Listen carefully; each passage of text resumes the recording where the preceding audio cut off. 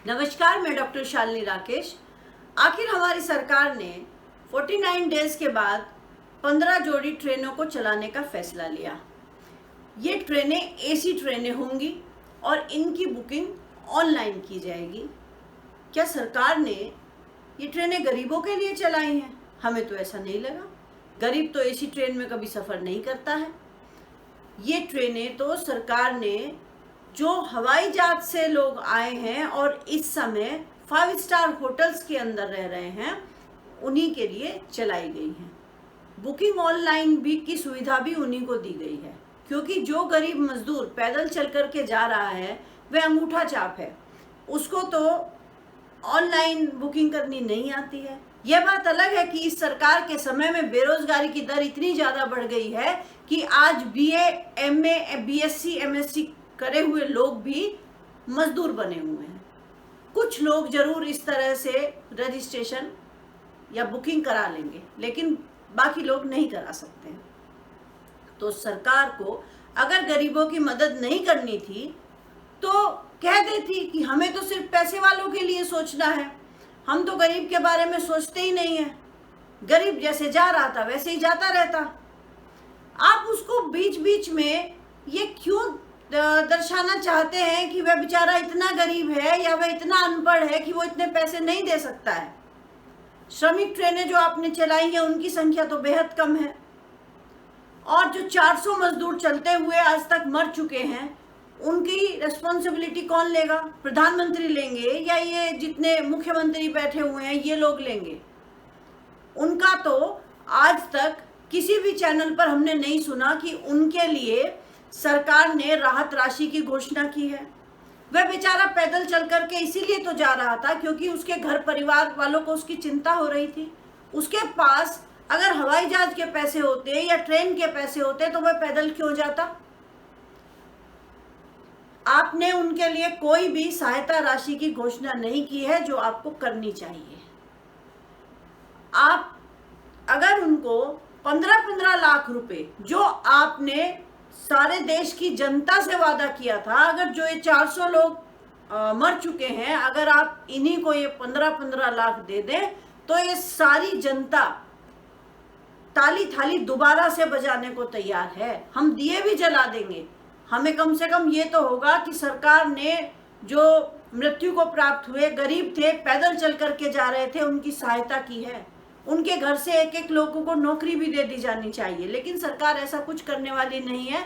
वो बेचारे तो ऐसे ही मर जाएंगे या मर चुके हैं, जैसे कि नोटबंदी के समय में लोग मरे थे, उनको भी कुछ हाथ नहीं आया था, इनको भी कुछ हाथ नहीं आने वाला है। ये बेचारे कीड़े मकोड़े थे, चलते हुए मर गए, कोई बात नहीं।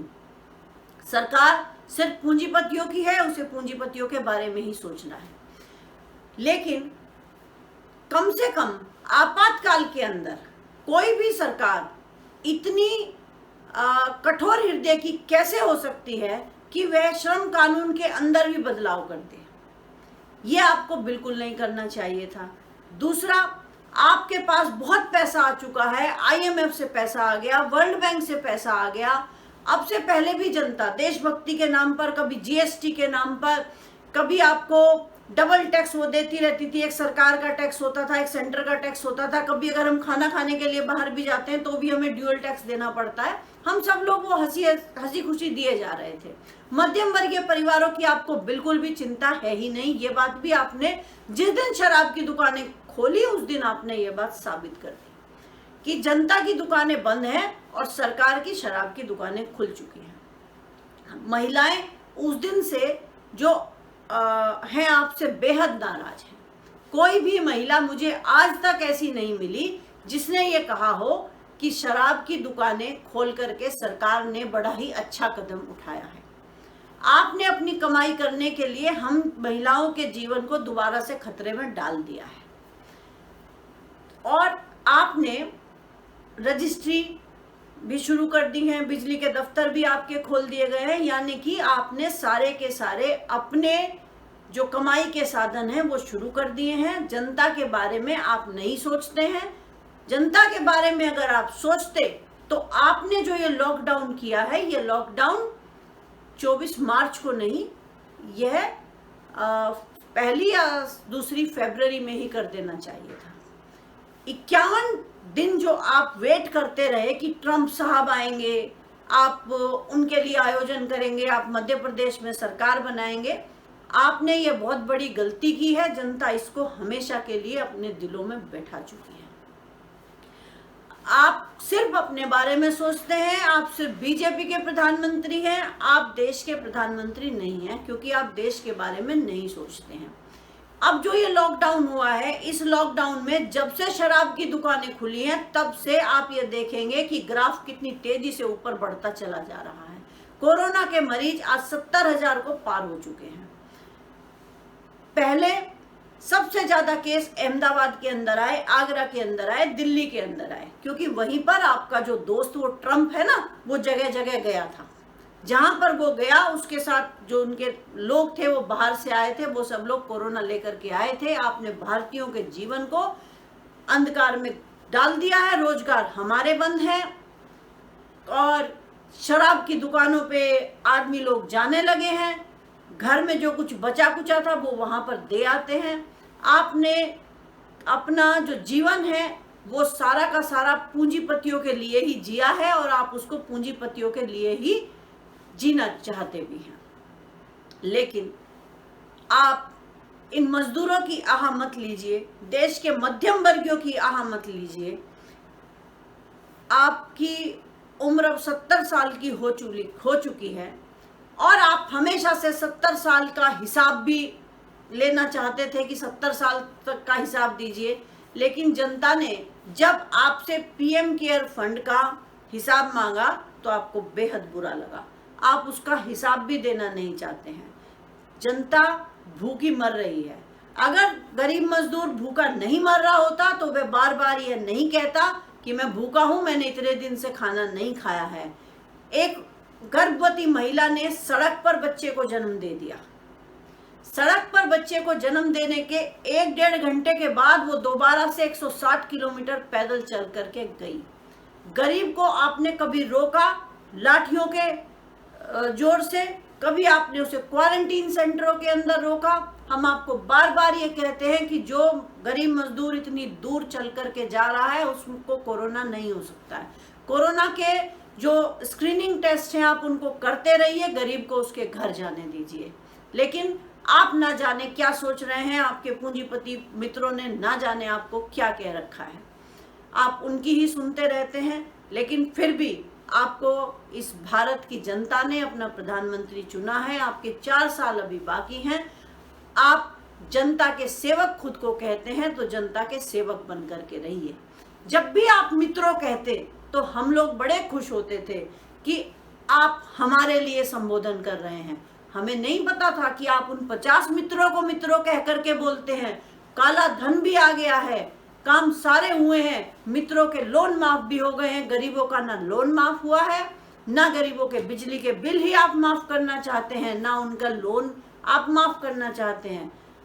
आप कुछ भी करना नहीं चाहते हैं, लेकिन आप एक नया संसद भवन बनाना चाहते हैं। अब आप मुझे ये बताइए कि क्या आवश्यकता है आपको नया संसद भवन बनाने की? क्यों ये वाला जो संसद भवन है इसके अंदर काम नहीं चलता है?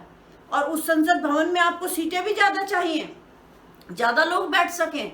हमने तो यहाँ तक सुना है कि 1000 लोग तो उसके अंदर साधु महात्मा बैठा करेंगे। अब ये साधु इस तरह से आप इनको इतना सर चढ़ा करके रखते हैं बात बात पे कि अब ये वहां जाएंगे। ये देश की आगे बढ़ने में इन साधुओं का क्या योगदान है? कुछ नहीं करते हैं। ये देश को आगे बढ़ाने में मजदूरों का हाथ होता है, देश के मध्यम वर्गीय परिवारों का हाथ होता है। लेकिन आपको नई संसद बनानी है, सुप्रीम कोर्ट आपकी है ही, उन्होंने उसे कह दिया है, सब कुछ पास हो चुका है। अब वो जो इंडिया गेट जिस पर हम मध्यम वर्गीय लोग चले जाया करते थे, अब हम वहां नहीं जाएंगे। वहां तो सिर्फ साहिब जाएंगे, नया राजपथ बनेगा। बड़े ठाठ हैं आपके तो, आप तो जो चाहें वो कर लेते हैं। प्लेन आपको खरीदना है, संसद भवन आपको बनानी है, अपने दोस्तों के कर्ज माफ आपको करने हैं, ट्रंप को आपको बुलाना है, दवाइयां आपको यहाँ से बाहर भेजनी है, सब काम आपको अपने मन मुताबिक करने हैं। और कम से कम ना जाने कितने पोशाक आप एक दिन के अंदर बदलते हैं, 56 भोग आपको खाने हैं, सब काम आप करना चाहते हैं, लेकिन इस देश की जनता के लिए आपने क्या काम किया? अगर आपने काम किए होते देश की जनता के लिए तो आपको वो बुकलेट बनवाने की आवश्यकता नहीं पड़ती, जिसके अंदर अब आप अपने लोगों से बोल रहे हैं कि आपने गरीबों के लिए क्या क्या काम किए हैं वो लाइए, हम एक बुकलेट बनाएंगे, उसका एडवर्टाइजमेंट करेंगे। एडवर्टाइजमेंट पे आपका ध्यान बहुत ज्यादा रहता है। यह बात अभी निर्मला सीतारमण के ट्वीट से भी सामने आ गई है। निर्मला सीतारमण जी ने एक ट्वीट किया है कि प्रधानमंत्री की लोकप्रियता का ग्राफ बढ़ रहा है।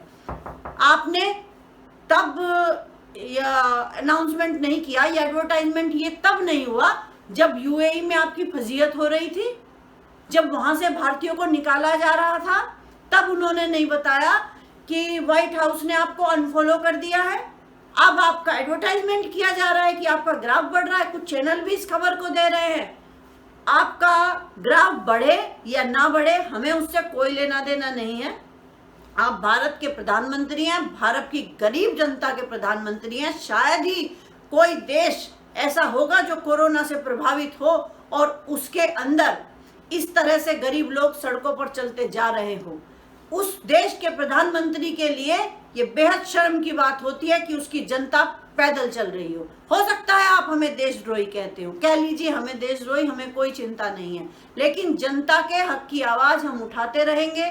जनता को न्याय दिलाने का काम हमारा है, हम कहते रहेंगे। हम देश की जनता है, आपको हमारी आवाज सुननी होगी। हमारी आवाज पर गौर करिए और जनता के हित की बात आप करेंगे। आप एक तो आप पीएम केयर फंड का हिसाब देंगे कि आपने क्या क्या पैसा कहां कहां पर खर्च किया है। जनता हिसाब मांगना चाहती है और जनता को ये हक होता है कि अगर वो पैसे देती है, जब हम अपनी कमाई का सारा हिसाब आपको देते हैं, हमें आपको ये दिखाना पड़ता है कि हमने ये पैसे कहां से कमाए, हमें इस पे इतना टैक्स देना पड़ता है, तो हम क्यों नहीं जान सकते कि आपने कहां कहां से कितना पैसा लिया, कितना पैसा खर्च हुआ, कितना पैसा आपके पास बाकी बचा हुआ है। पुलवामा का हिसाब हमें चाहिए, जो पुलवामा फंड बना था उसका हिसाब आप हमें देंगे, पीएम केयर फंड का आप हमें हिसाब देंगे। और संसद वगैरह सब बाद में बनाइएगा, पहले इस देश की अर्थव्यवस्था को शुरू कीजिए। यहाँ के जो ये मजदूर पैदल चल रहे हैं, सिर्फ इनका जिक्र भाषणों में होता है। आप हमेशा भाषणों में कहते हैं कि मैं ऐसी व्यवस्था बनाऊंगा कि हवाई चप्पल वाला हवाई जहाज में चलेगा। क्या चल पा रहा है? नहीं, वह हवाई चप्पल वाला हवाई जहाज में नहीं चल पा रहा है, बल्कि आपने उसके पैर की हवाई चप्पलें भी खींच ली हैं। अब आप सिर्फ देश पे ध्यान दीजिए, यही हमारी आपसे रिक्वेस्ट है। ये भारत की जनता की आवाज है, जनता की आवाज को सुनिए। ये डेमोक्रेसी है, हर आदमी को अपनी बात कहने का पूरा अधिकार है। जय हिंद।